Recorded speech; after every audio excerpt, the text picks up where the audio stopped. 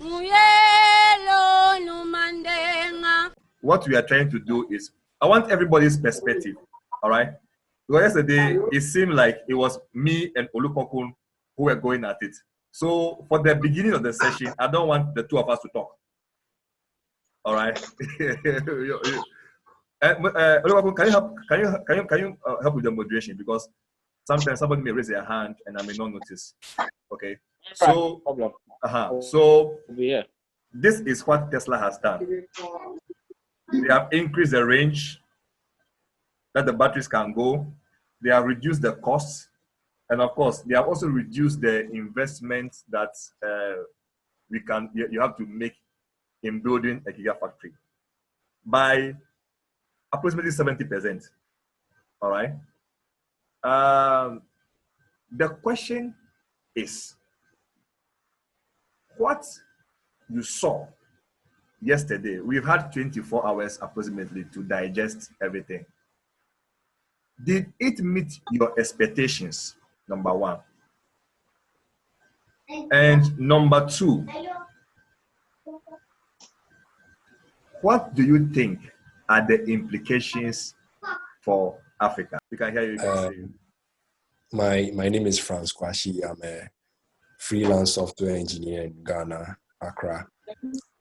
I actually specialize in Windows Server and client development. And I also run a tech podcast called Ionibus Tech Podcast too. I'm actually new in the space, trying to explore more and learn more. So I was glad to know about the group and to be a part of it.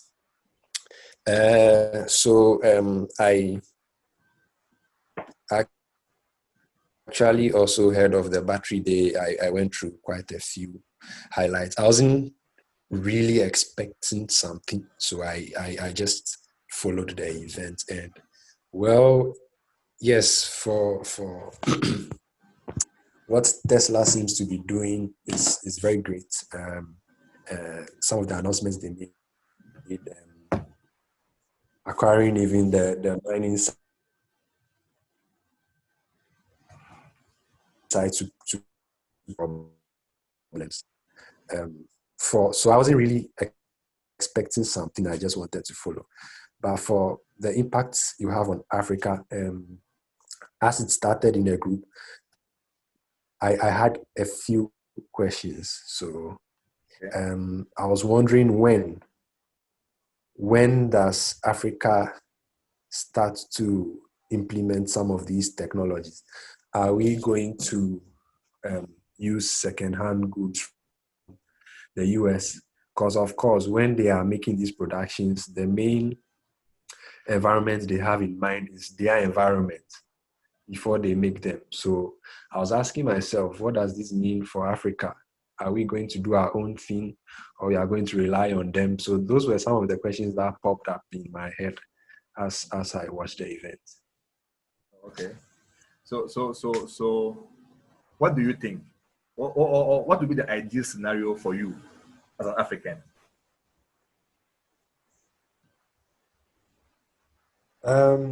Well, as I said earlier, as these productions are being made, the concentration is in the environment.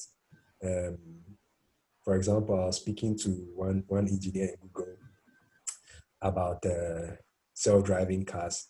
I think he made mention of something. He's in California, so he was making a point that the way the cars do well in other states doesn't actually perform in their state well, because California is usually hot. So I don't know. I'm practically new in the space. I don't know how Africa is trying to bridge the gap as to whether we are always going to rely on that. It would be nice if Africa has their own thing doing here, that would suit the environment. And if it's produced here, it's also going to be less cheaper than productions that would have to be shipped here and all of that. So those are my thoughts. Okay. I think that's very much is very, very clear. So thank you very much, Franz. Who want to go? I think Muhammed. Adedokun Muhammed Ali is my name, from Nigeria. Okay. And I am the founder and CEO of Bright Cloud Otumba Limited. Well, my expectations about Tesla Battery Day was high and full of hope.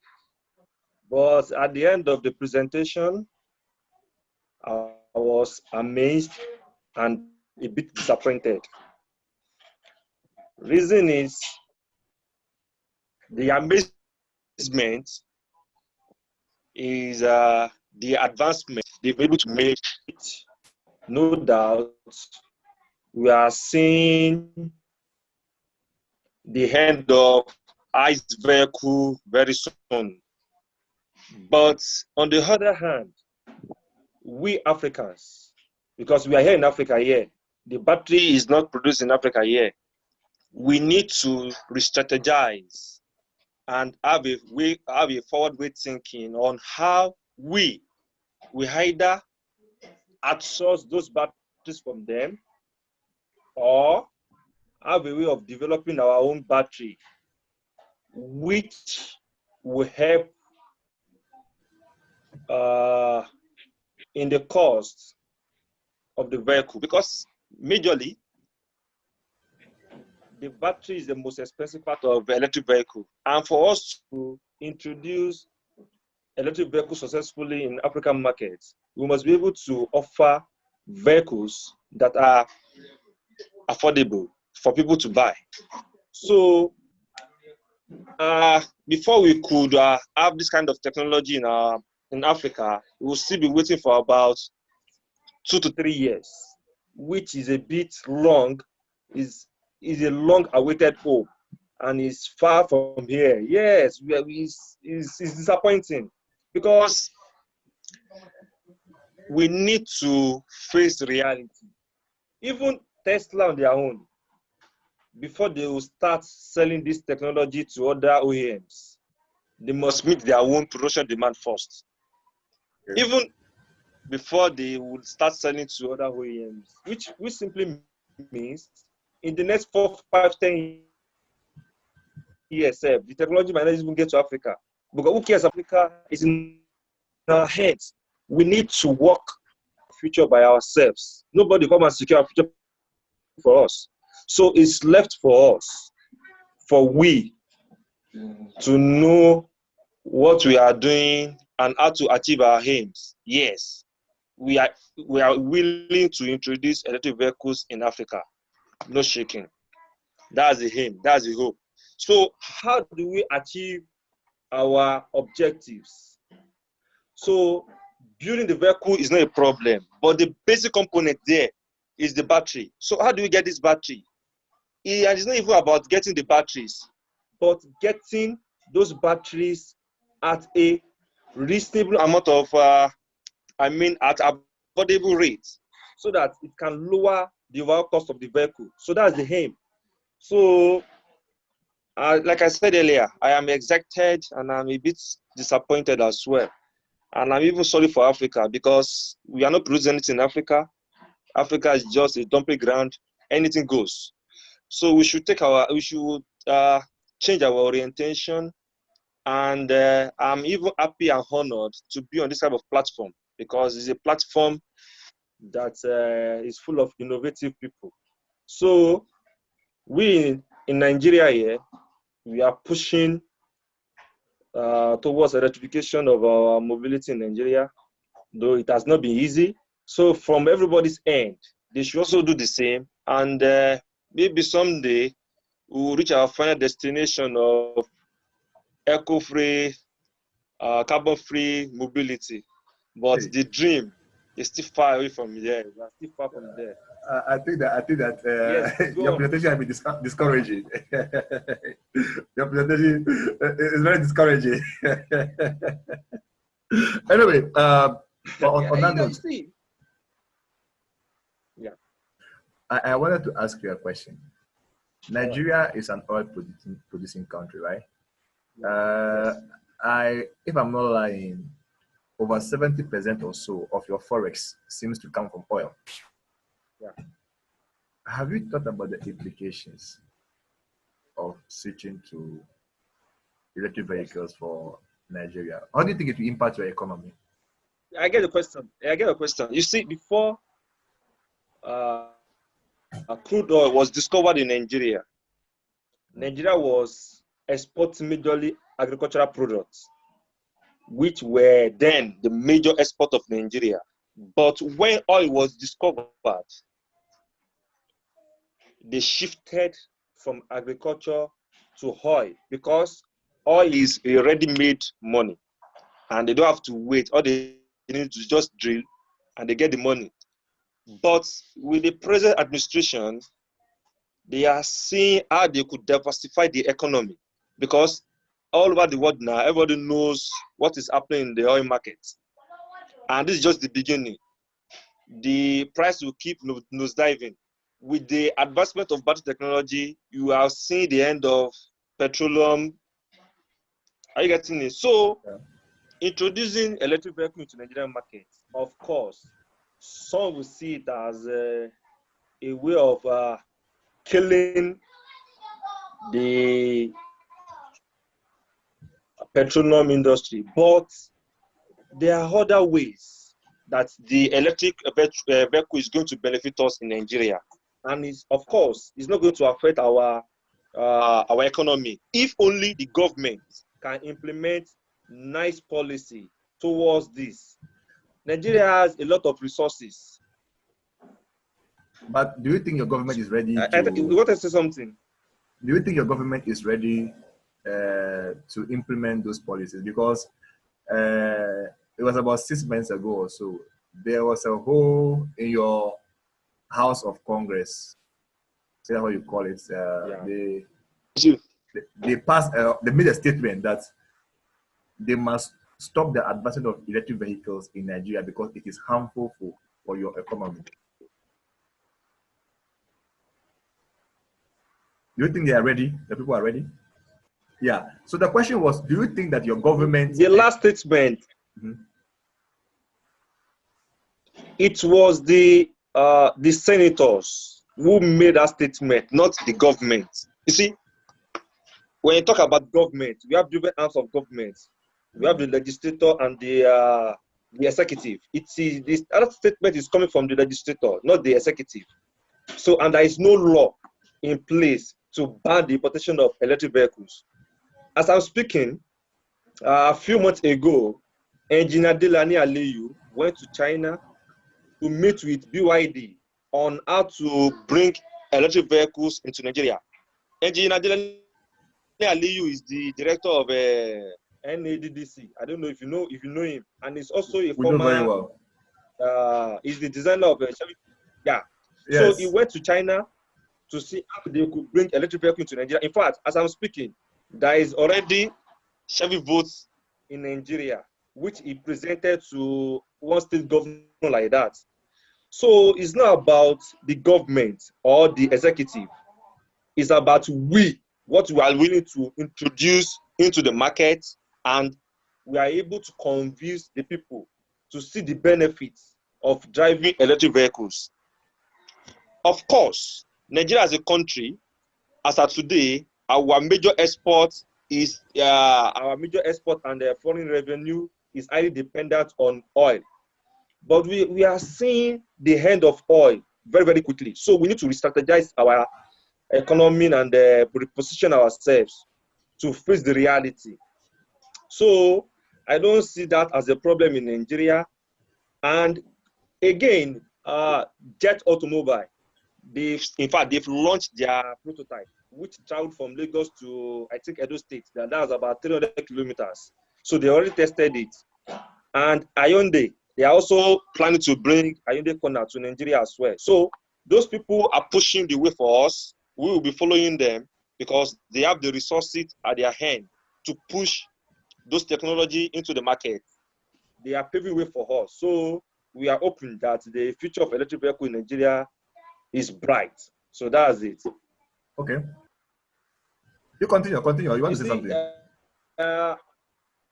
Yes. You see, Rome was not built in a day. And, you know, Nigeria as a country, we depend on import of used salvage vehicles. Few percentage of vehicles come to Nigeria are brand new, very few. So for us as a country, because me personally, I believe we Nigerians or Africans, we are not second-class citizens of the world, and we deserve access to brand new vehicles. So if we want to produce brand new vehicles, we must be able to produce something that is going to be cost effective for our country. So let those people who have mentioned their name earlier, let them start by introducing those vehicles into the Nigerian market. We will see how it goes. See, government on their own, they can frustrate the sales of electric vehicle in Nigeria. It's simply because the people at the house, they are not forward-thinking people, and then they have placed all their eggs in one basket. But I can assure you that will change with time, because when the GSM was introduced into Nigerian markets, it was very, very expensive. But today, you can see what we have achieved so long that the technology is almost free. Because in Nigeria, SIM card in Nigeria then when they started was over 100,000 naira. And today, they are giving people free of charge. So I hope someday, in the nearest future, not far from here, we could achieve the same thing in the telecom industry. But some people need to make this sacrifice. They need to make the push. So, and those are the companies that they are trying to introduce those vehicles in Nigeria. So that's just it. So we'll get there. But the bottleneck here is we on our own part, we should be able to manufacture some basic components by ourselves. We should not import everything. We should manufacture some things by ourselves. Maybe if a company in Ghana, for example, can produce maybe the windscreen or the brake pad, another country in Nigeria here could manufacture maybe the inverter or this converter. We could all partner together and outsource the component we can produce in our own hand here, then send it to you, then you send it to us there. It's going to how will I say, mitigate the cost of importing from America, from Europe, or from China, and it's going to develop our technology drastically. Also, it's going to increase our revenue. So those are the things that we could do. And it's not about speaking grammar, because no matter the amount of grammar we speak on this meeting today or tomorrow, it's not going to change anything. The only thing that can change this thing is action. Yes, we need action, not grammar. So that's just it. You are a true Nigerian. Okay. Yes. Olukokun. You dictate, how will you decide who Nigeria and who is not? You are a fake Nigerian. You are a fake Nigerian. Okay. Hello, John. Can we see him? Not really. Okay. Yeah, so I must say that I'm impressed about the progress, and especially the announcement that came out. Except that I have some worries, okay, for some parts of Africa, like Nigeria, because I know, most of the how do you call it? Most of the GDP, a major part of it is coming from the oil, right? So I'm just trying to wonder, those people who have invested a lot in oil, what would be their new line of action now that prices of the batteries are going to go down, and the prices of the cars in general will end up being like the gasoline ones. And this would mean everyone would shift to that, leading to oil prices reducing drastically. And leaving Nigeria probably. I don't know what else is in Nigeria. Agric. How much of the GDP comes from agric as compared to oil? So for me, that is a bit of my worry. Apart from that, I think that the whole products, electric vehicle, the new battery stuff, I'm impressed. Yeah. Okay, but like the discussion yesterday on the platform where certain voices were of the opinion that the timeline is too long. 3 years. They want to see action now. I think Muhammed said something along those lines. What is your perspective on that? Because it's too long, it will affect Africa. What's the perspective on that? Okay, maybe I missed that part of the chat, but timeline, is it the time for the batteries to actually be out, or in volume, as in a certain insatiable Mass quantity? Okay, production, and for us to have it in Africa, yeah. Okay, and for it to reach Africa, like in mass quantity. Okay.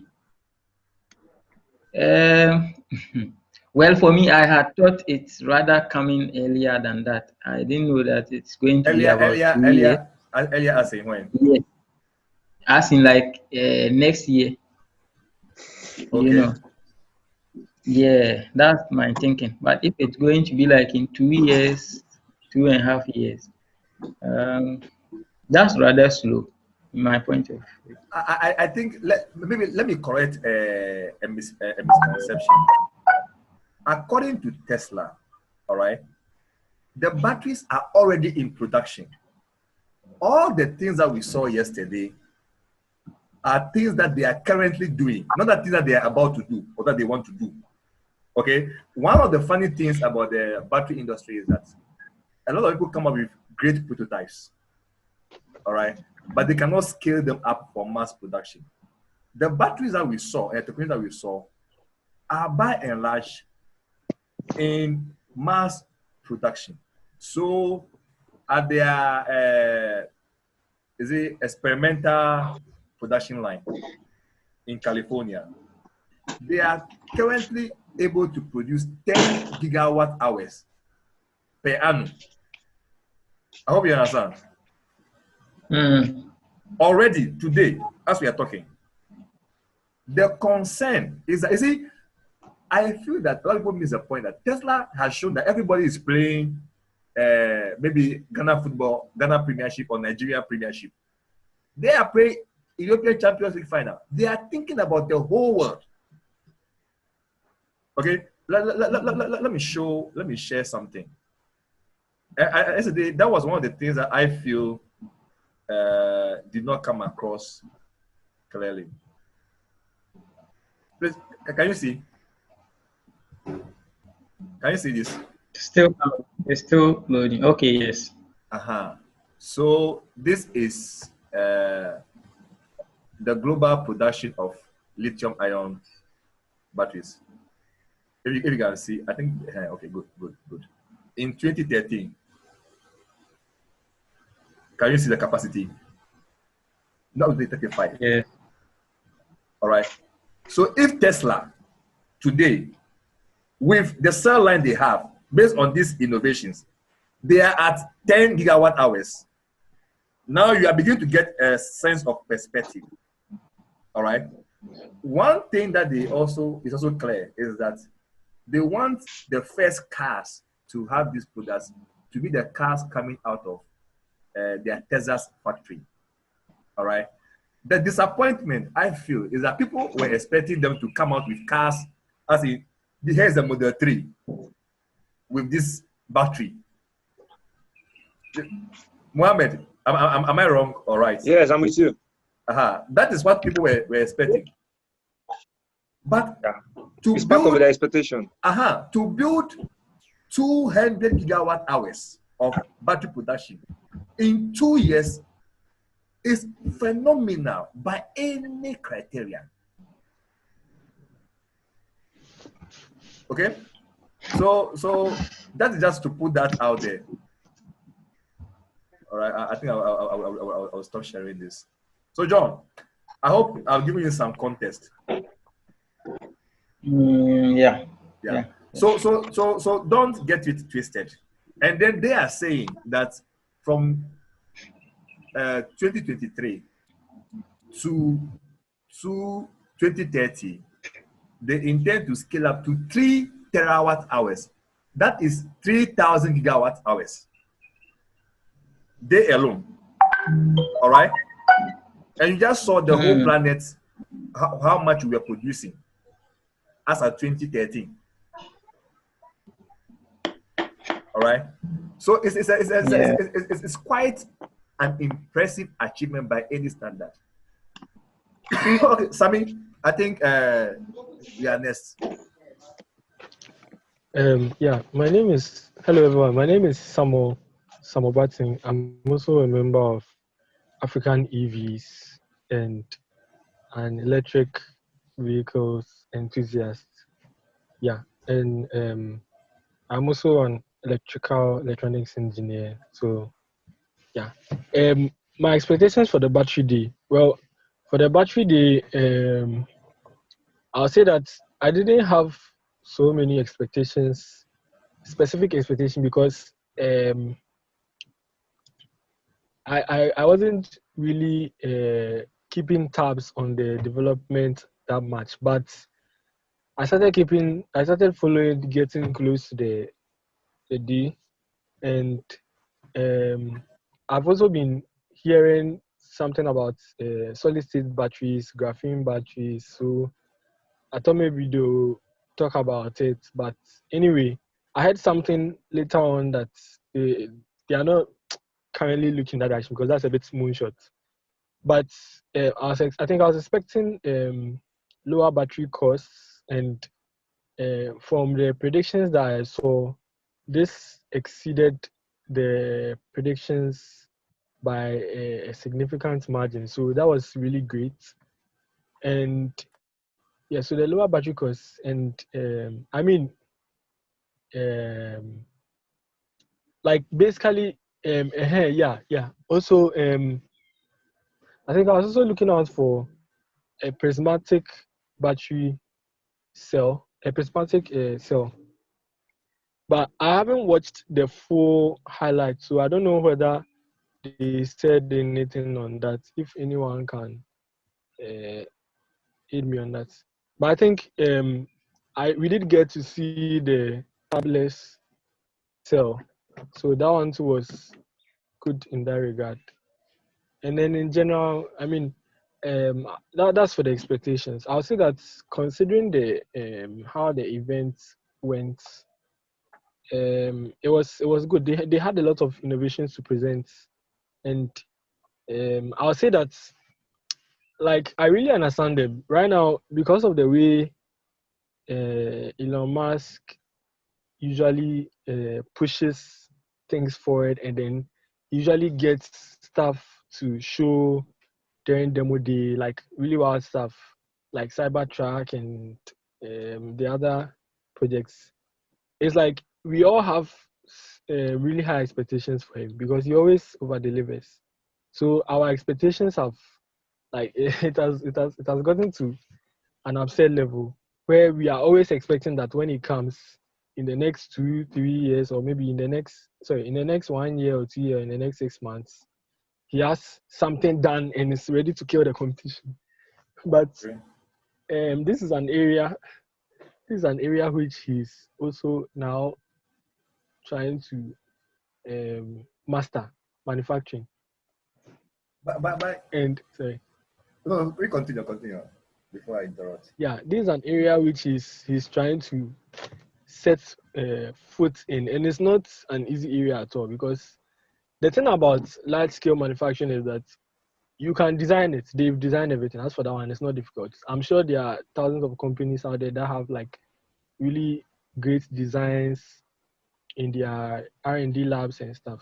But designing a system, a manufacturing system that's actually going to make it to the desired quality at scale is not necessarily a design problem, like maybe the engineering itself, but more of production problems. So just figuring how to get the line rolling all the time, and you having like as least of quality issues as possible, and like it's a whole lot, because just making, I think Elon Musk has said it a lot of times, just making one anybody can make like one car, and even I'm sure someone could make like a car and put 1,000 miles of range in it.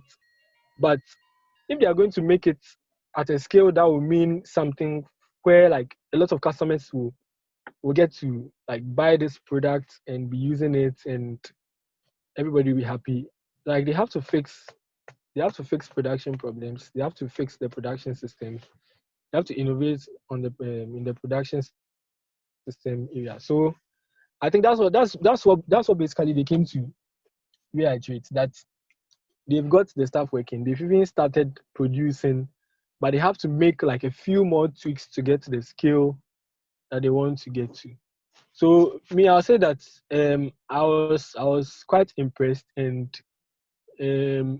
not much was new for me in that regard. But I mean, it's all about time. So let's I'll say maybe we should exercise some patience, Kaka, for the future. Yeah. Africa. Okay, that's fine. So my name is Remeredzai. I'm a physicist by training.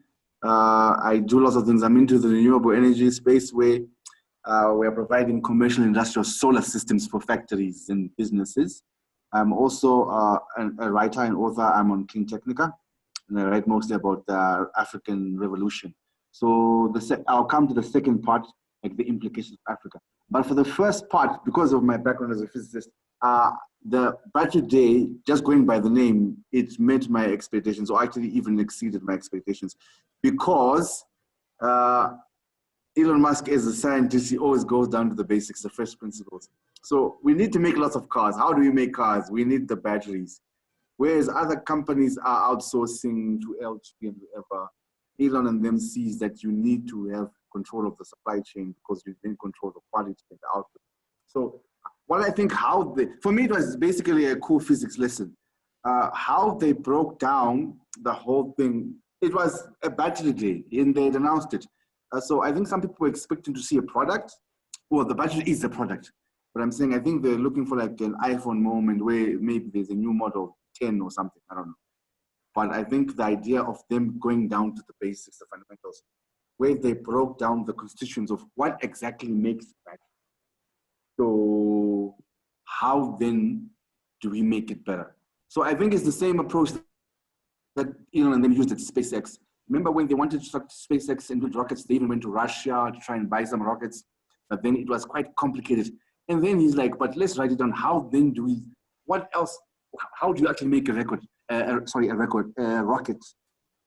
Then they broke it down, the first principles, how the rockets were being made in America back then, and how the design hadn't changed for like 50 years, and how they could make it better until now, the evolution. We now have SpaceX, who are actually sending loads to the space station on behalf of NASA. So in that regard, I think it was brilliant.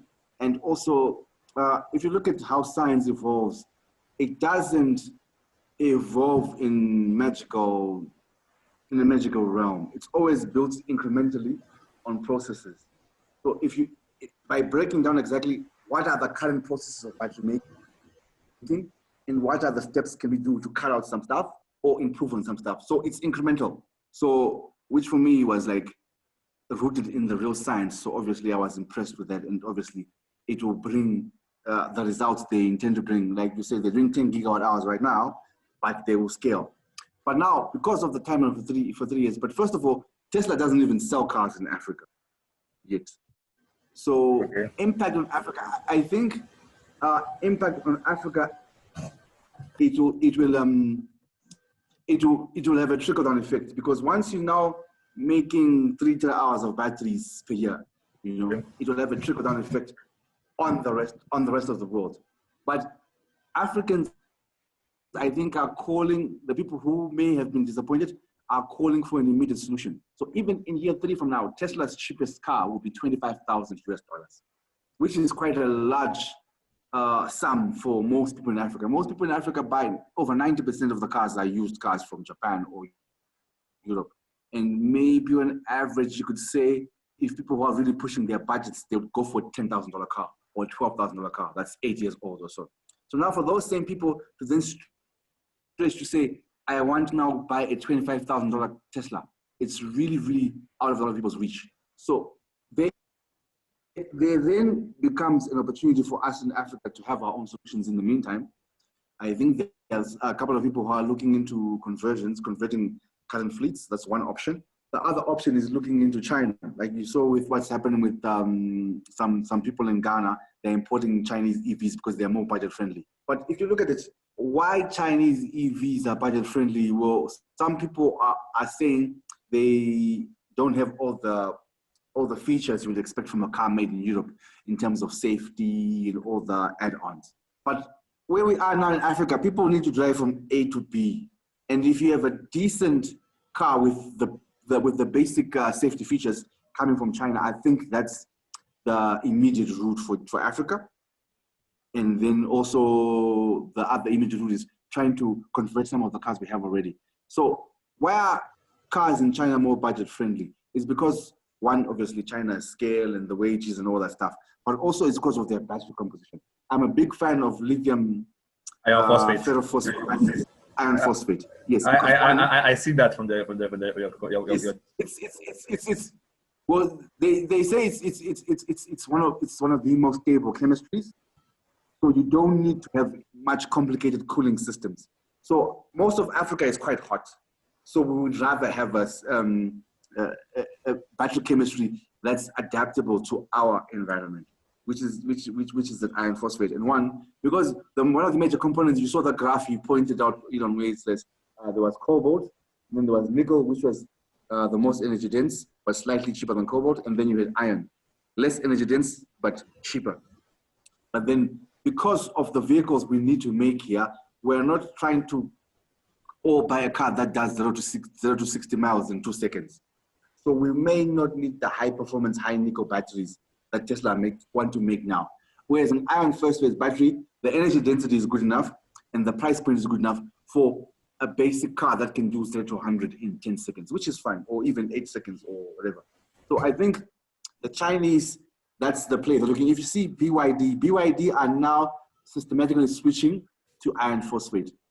Traditionally, iron phosphate batteries were not as energy dense as NMC, but they're also iterating and improving in China, like the new BYD Han. The energy density is also quite high. I think it's about 180 per watt hour. I'll double check. 180 watt hour per kilogram. I'll check. But sorry, the energy density is improving. So if the energy density is improving and the price point is more comfortable, you will get to see sooner rather than later vehicles that are brand new that will come through at a price point which is more acceptable to the African market. So I think in the immediate term, yes, Tesla will have an impact in the medium to long term for the whole world and the whole industry, because everybody will have to catch up. I mean, LG will be looking at that, SK Innovation, everybody will be saying, hey, this is what's going on. Everybody will try and catch up, you know. But I think in the short term, I think iron phosphate batteries coming out of China and those vehicles are the immediate solution for Africa. Okay, so let me ask you, let me drill down for you.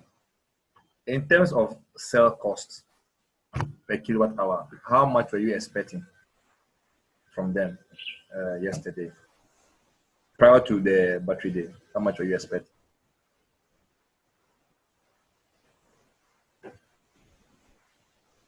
Sorry, I didn't get that. Could you repeat that? Sorry, I'm saying that in terms of cell cost per kilowatt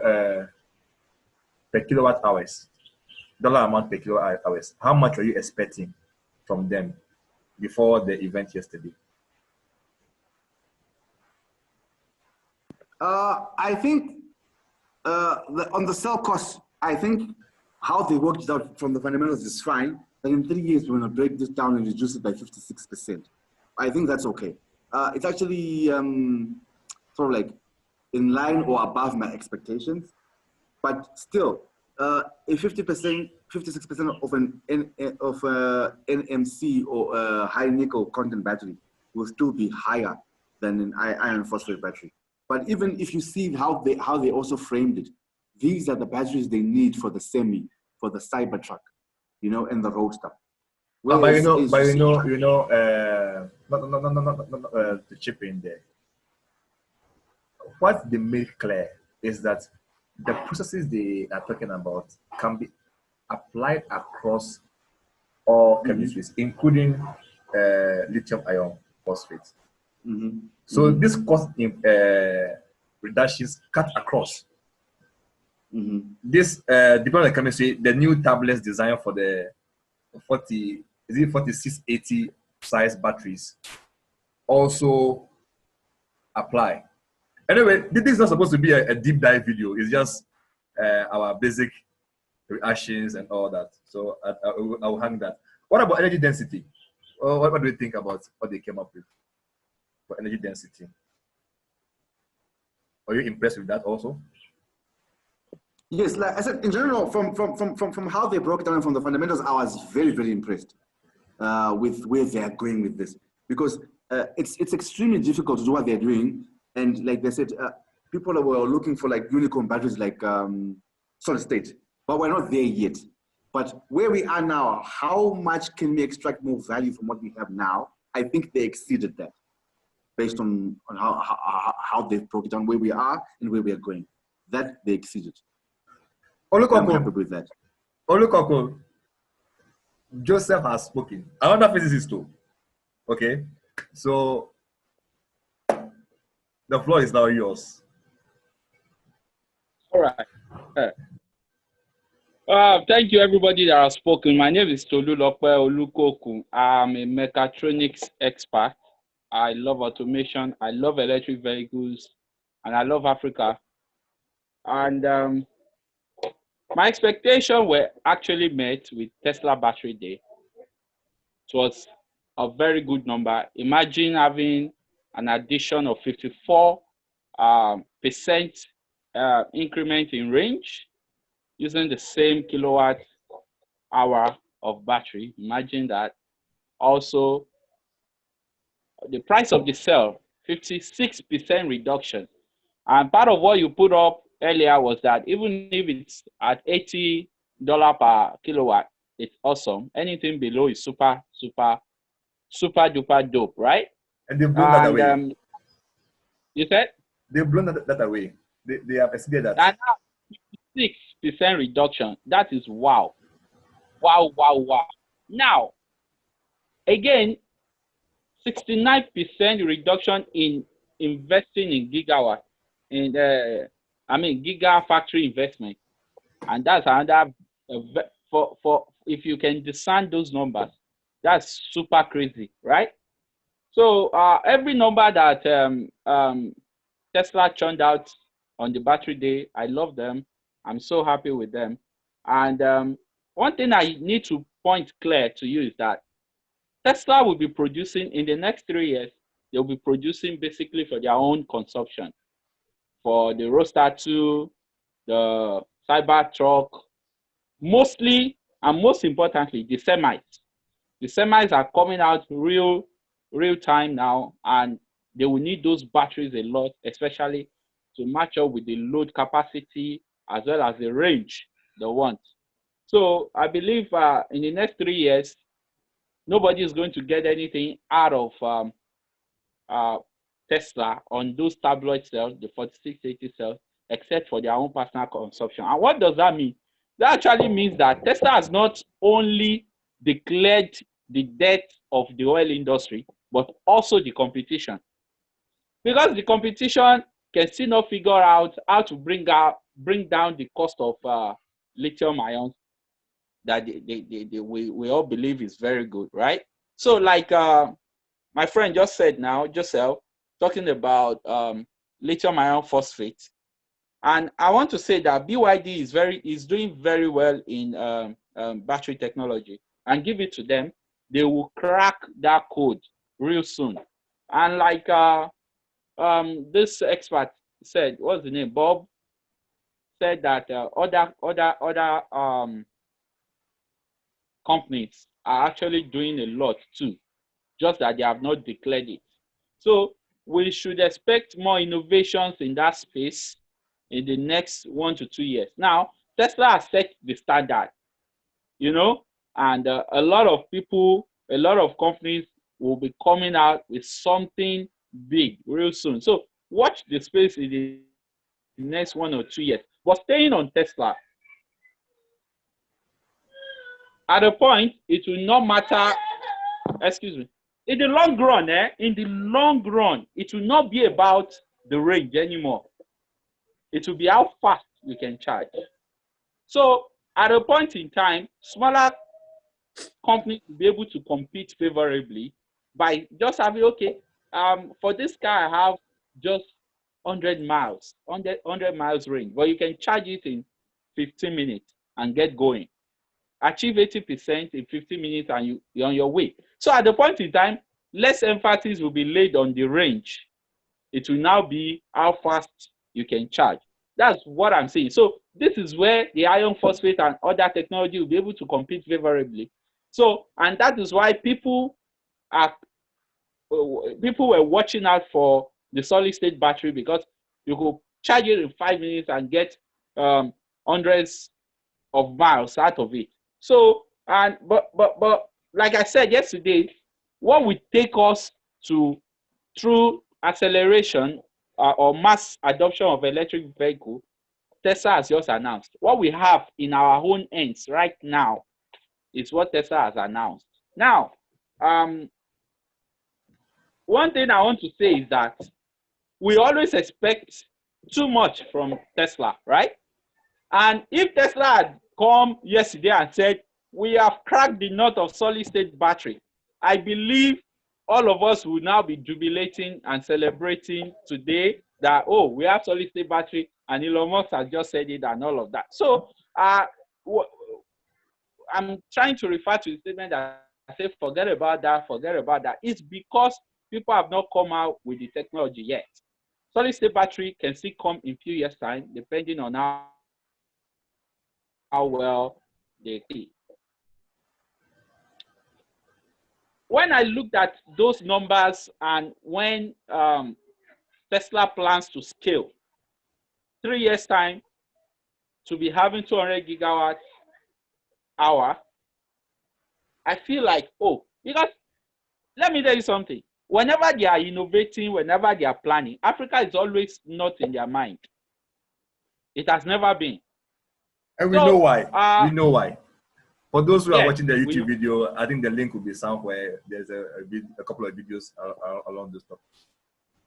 Yeah, we know why, definitely.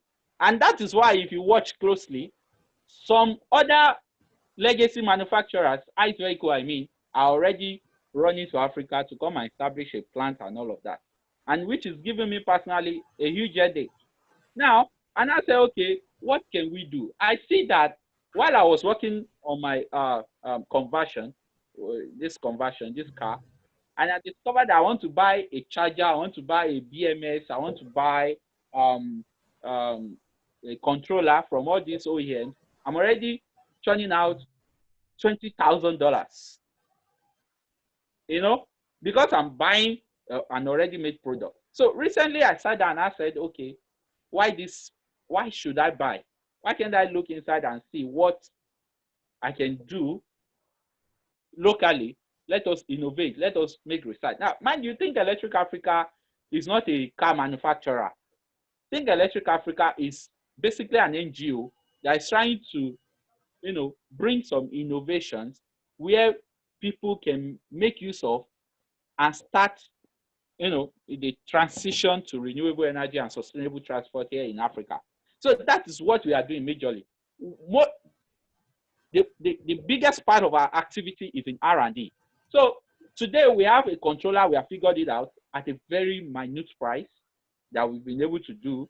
Though when we want to scale it up for electric vehicle, we needed to import in some components, which skyrocketed the price for production. Again, we just figured out a charger, AC/DC charger. If you plug in AC, you are charging your battery. If you plug in DC, you are charging your battery. We just ram that up. It's still on the table. That's it there. Wait. Is dual AC and DC? Yes. That is the design. Because, I mean, we are stuck for Africa. We need to put everything in plan. Whatever you have access to, you can get used to it. So this will do about 1.2 kilowatt hour, 1.2 kilowatt. So we're still let me interrupt your train of thoughts. That is well and good. We can actually go on that tangent, but we are talking about the implications of Tesla Battery Day for Africa. I'm coming there. Now, we've figured all of these things, right? And it's at a fraction of the price we will have bought it. So the only thing I need to have is a battery. Local produced vehicle in Africa, which will meet costs, which will be very affordable, is battery. Now, okay.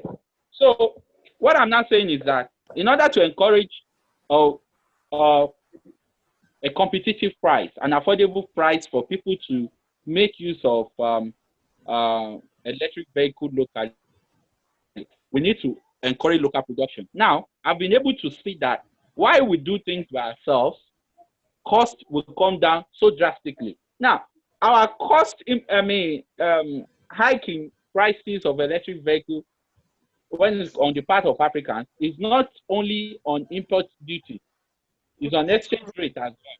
We should not forget that.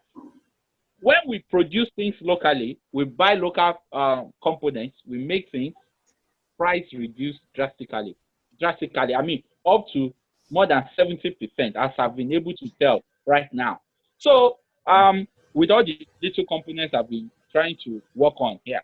So now, I'm now expecting that, okay, I don't have battery technology, and I do not see where they make battery for electric vehicle, for tractions in Africa. Okay, so I had a very high hope for Tesla Battery Day. Tesla is going to come up with a miracle.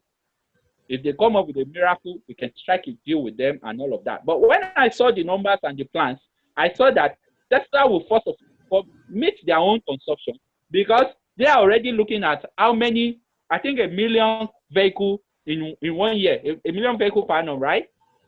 I've forgotten their target. So now they will want to use all their production on this battery, first of all, for their own personal consumption. So before I could lay my hands up on anything, I'm already looking at the 5 years plan. Okay, in the next 5 years, can I still get what's it called? The tabloid cell, the 4680. Then I look at it and I say, okay, now they are crushing competitions. Competition might not be able to compete favorably if everybody is shouting range, and not looking at, except we start focusing on how fast we can charge before others can come in and compete favorably. Then I'll be like, oh, and Africa is not even in their mind. I'll have another 5 years. But if I need second-hand Tesla or Tesla batteries, then I can begin to say, okay, in the next 3, 4, 5 years, I can have second-hand vehicles that will even have this cell, So, and like I told you, I do not see why I should make a brand new vehicle that will have second-hand used batteries in it. So that was my a little bit of my letdown. I support Elon Musk in everything he's doing. I support BYD in their new quest as well. I believe China will be the quickest alternative for our people if we must adopt electric vehicles. But then local production will accelerate mass adoption quicker than thought. So The only constraint is the battery. So we have the option of either waiting till Tesla ramp up their scale or scale up their production, that they can start selling to other manufacturers and it's more accessible. Or they support, if they truly want to accelerate sustainability, they should support other manufacturers with their, technology, so they could also produce and work on. But then I know other competitors are looking at how they can come up with their own technology that will also meet the demands of the people. So we will always have a choice, and this competition is very good right now because there will always be a choice to go for either range, performance, the charge time, and all of that. So don't get it all wrong that I do not like what Tesla is doing. No. That wasn't my my hope. My hope was, how soon can we get this thing in Africa? And I'm not really saying that we must use Tesla in Africa. I'm not saying the 25,000 vehicle by Tesla is what Africa is waiting for. No, I'm saying that once Tesla battery is accessible, this technology is accessible in Africa, electric vehicle becomes very cheap because already we have figured every other thing out, but not the battery. I rest for now. I will not say anything yet. Kingsley, welcome back. Thank you. He's gone. All right. So I think, well, my name is Garashabo, lead moderator for AfricaNEV. I would just say that I agree completely with what Remeredzai said about his reaction to Tesla's battery day. I was blown. And to me, what was clear is that a number of industries, I have 5 words for them: dead, super duper dead. It is game over.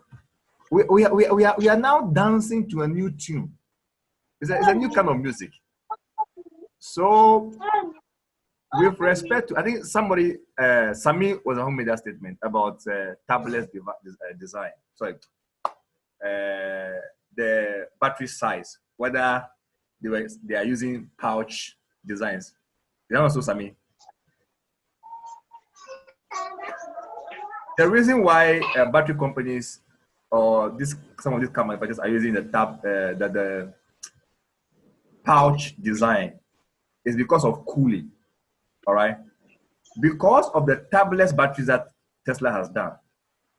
These batteries, even though they are cylindrical, are actually cooler. I hope you understand.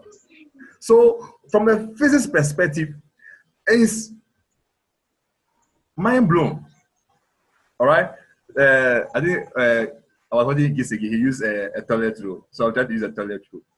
All right. So what they did was, normally you have unwind the toilet roll, right? So if the electron is here, it's moving until it gets to where the tab is before it can come out. Okay, you want the thing to come out, but now, like see, this toilet roll is divided into pieces. How we can see. So that is similar to what they have done. All right. So now the battery doesn't have to go round. It doesn't have to move. Is it transverse or whatever? But you get the message. All right. So it means less resistance, and the battery can run cooler than even smaller batteries. And Olukokun, for your information, they have patented the design. So nobody can do it. If you want to do it, you may have to license the technology from them. As I'm sure that that's what they are going to do with Panasonic Cat L and Co. However, one thing that I feel a lot of people are not taking notice of is the fact that what Elon Musk has announced is now going to serve as a huge motivation to the other battery companies. Because if you relax, your business is dead. All right. I was saying on the platform that the prices they have announced, even for building these new battery factories, have rendered all these other battery factories obsolete. Because the capital expenditure is 70% less. So this is going to generate a mad scramble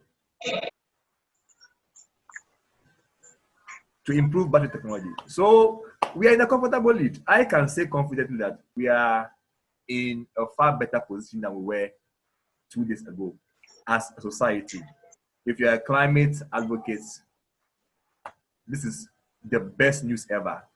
If you are into oil and gas, I think you have 5 years or less to start figuring things out. And I would like to put it out there that per Elon Musk's statement and what they have done, we are not in a transition. The oil companies, they keep talking about that.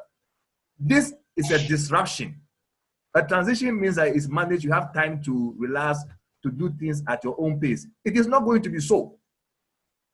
Begin to prepare. If you are into electronics, consumer electronics, very soon we are going to have devices that maybe if it's a laptop, laptops may be able to last, the battery will last for 12 hours, 24 hours, or for phones, stuff like that.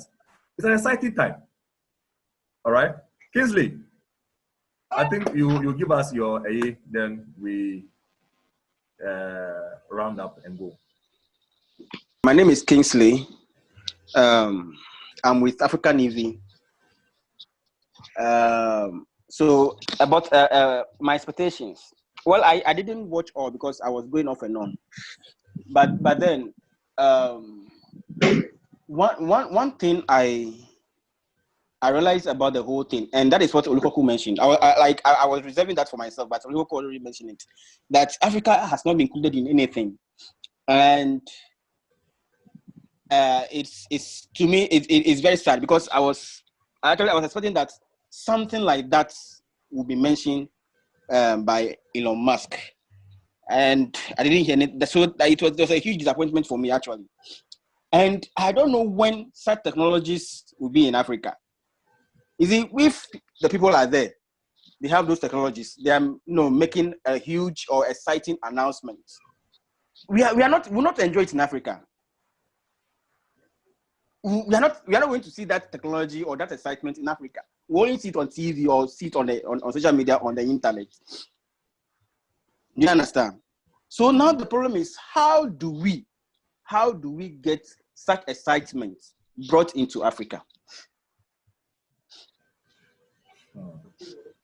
You understand? God, you see, God, I know that you are super excited about Please. the announcement. No, Kingsley. Please, it's not about me. It's about your. Oh no. I'm not saying that it's about you. I know that you are excited, and others too are excited. Okay, and we are all excited about the progress that Elon Musk is making. You understand? But what about Africa? That is what that has been the downside of the whole announcement to me. I'm still asking the question. What do we do? What do we do to bring this excitement to us? Well, I like to. Okay. Hello, wait. God, your excitement about the breakthroughs and the announcement of the 4687 It's not for Africa. It's for the rest of the world. Because as Kingsley just said, Africa is not going to enjoy right now. Africa will enjoy the crumbs that is falling from the table of the rest of the world, of the Western world, like the abandoned, the used, the leftovers of Mayon and the like. Now, one question I just want to throw to you is that, do you remember the year Tesla came up with the power walls? Do you remember? It's not 2016 also. Yeah. You said? It's not 2016. 15. I think it's 15. I think it was earlier than that. I don't remember. 14, 15, 2014, 2015. Well, 2015. Well, 2015, 2016. Yeah. When the product actually So became available, I think. Tesla has gone ahead to implement gigawatt in Australia. They've been telling us Australia, by the way, has a lot of electricity, right? I mean, compared to Africa, right? So they've gone there, they've implemented this gigawatt, the power, the battery, and they were saying, okay, they've saved so amount of millions of dollars in so years and all of that.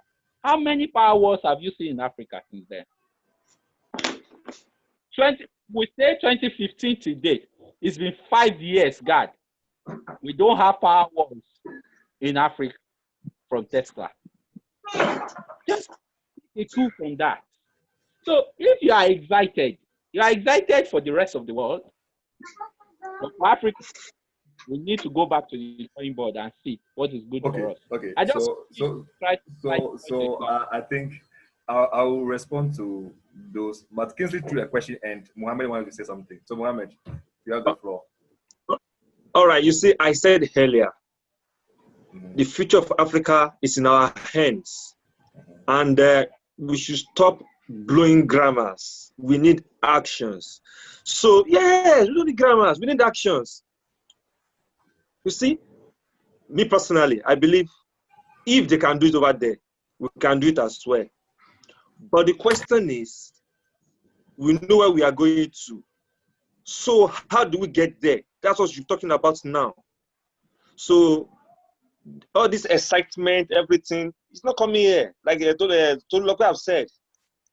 And if it's going to come here, it's not coming here anytime soon. And if it's going to come anytime soon, it's going to be used one, not even the new ones. So I think okay, so let me jump in. All right. Okay. You see, there are a number of things. When I say I'm excited, I think Kingsley can bear witness that for the past 1 year, one of the major things that I have been waiting for was yesterday, Tesla Battery Day. Now, I was really waiting for that to see what they will announce, because I saw it as an opportunity, okay, to flip the coin. I'm talking about Africa. It is true that the people out there who are doing these things, they're not thinking about Africa. Why? Because of our purchasing power, all right, and our market size. If you look at, listen, there are between 86 to, I don't know, 96 million vehicles sold, brand new vehicles sold every year. Do you know the percentage that Africa, of the market that Africa has? Between 1 to 1.6%. I hope you understand what I'm saying. So if you are a Toyota or a VW or a Tesla that wants to dominate the market, which segment will you design for? Will you design for China that is buying 30% of all cars, or Europe 22%, or America 19%? I hope you're getting what I'm saying. So it comes down to our purchasing power. I hope you understand. And like Olukokun said, with EVs, because of the simplified powertrain design architecture, We can make so many components here. The most expensive and the most difficult of those components is and has always been the battery. I hope you understand. Battery production is not a joke. So if Tesla announces today, so after Tesla announced yesterday, this whole battery improvements, all right, what it means is that we can now begin to turn our disadvantage into our advantage. Are you with me? Because VW would not like to build a car for Africa. Why? The market is small. So for Nigeria, maybe the market is small. They would like to come and do assembly or, something. Ideally, they want to sell brand new petrol and diesel cars to us whilst they are doing their own EVT in Europe. Is that not so? Because Europe, they have penalties. But Olukokun can do his conversion, or somebody can build a car, get affordable batteries, because Tesla is now selling this is now using these batteries at this price. The other battery manufacturers are forced to become cost competitive. Olukokun, you're following me? So a battery that you get maybe at $10 in the open market, the people will now start selling it at, let's say, $5. Why? Because they don't want to leave that market open for Tesla to now begin to dominate. All right? We were all here on this planet 5 years ago, or was it? When Tesla announced the Gigafactory. All these people were laughing at them. That is not practical. This. Today, everybody is announcing Gigafactories. You're with me? Now, Tesla has come to say that no, Giga is too small. We are going to talk about Terra. The new Giga is Terra. Excuse me? Terra is the new Giga. Good. So what's going to happen is that they are not going to start scrambling to what? Build Terra factory, because you are not going to be cost competitive otherwise. So therefore, that is if they manage to stay in the market. I will not sell below my production cost. Yes. Right? Yes. So exactly. But the point is, if you understand what Tesla has presented yesterday, all right, it is clear that they are actually going to exceed that 3 terawatts hour they announced by 2030. All right. If you understand, let me explain in this way. The Gigafactory in Nevada has 13 production lines, and those 13 lines have capacity for 35 gigawatt hours. All right. The new assembly line, based on these new technologies, okay, which they are still improving, is able to produce excuse me, is able to produce 10 gigawatt hours on one line. That means that if you have, on one line, that means that if you have 13 of those lines, you have 130 gigawatt hours. Muhammed, I'll be getting the difference, and Kingsley. All right. So the 13 lines, in 13 lines, you can produce 130 gigawatt hours. But with 13 lines based on the old technology, you can only produce 35 gigawatt hours. That is at optimal production.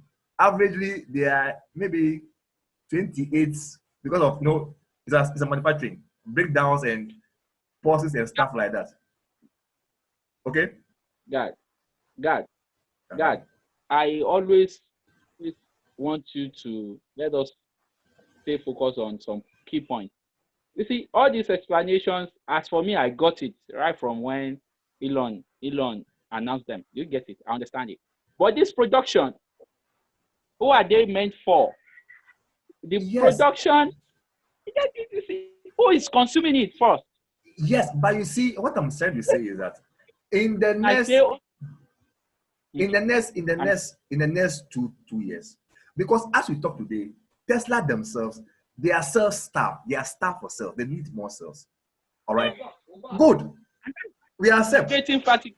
I don't know. Can I come in?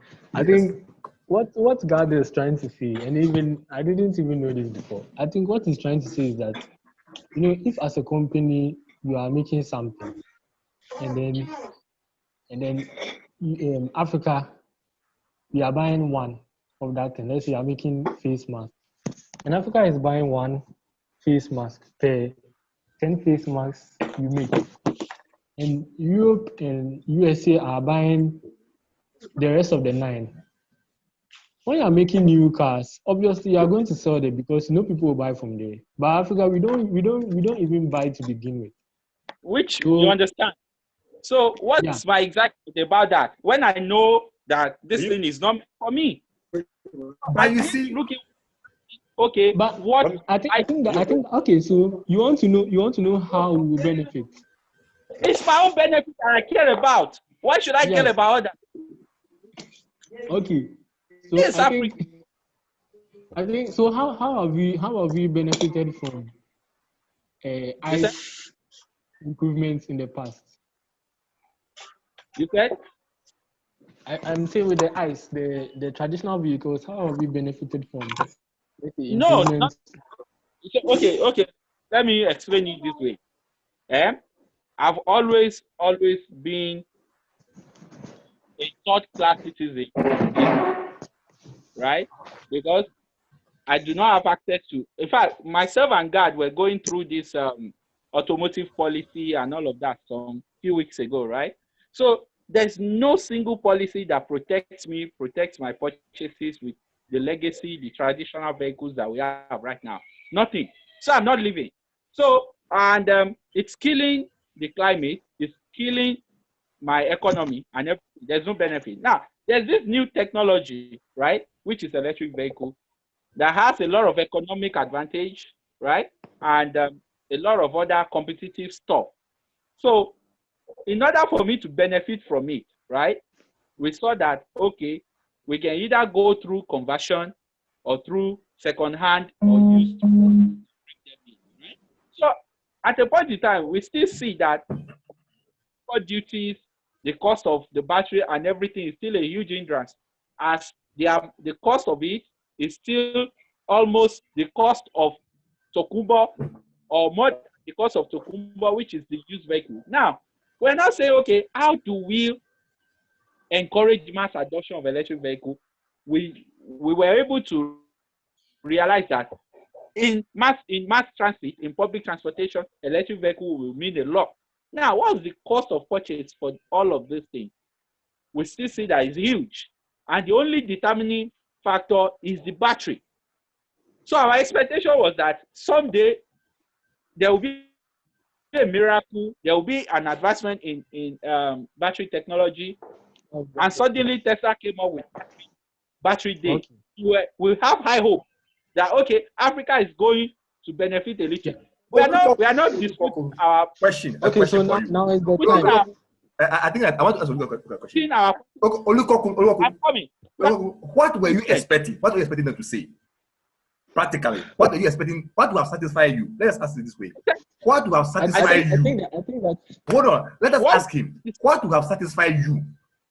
What will have satisfied me is a plan to produce so much in the next 1 to 2 years that Africa can purchase battery technology or something from Tesla.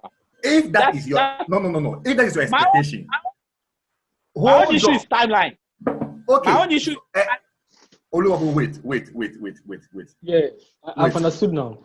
Good. Now let me now put that in context. And you see, and when you put it in context, then you get the problem we are talking about. All right. That statement you made, it means that you are actually underestimating the size of the problem. All right. Per the figures they give, I don't use their figures. They said that the world needs 20 terawatt hours or so, and that may grow of energy. when can they finish per year in order to meet the excess demand? You see, what you should start thinking about actually is that with cheaper batteries, because if the batteries are cheaper, everybody else will be forced to reduce their cost.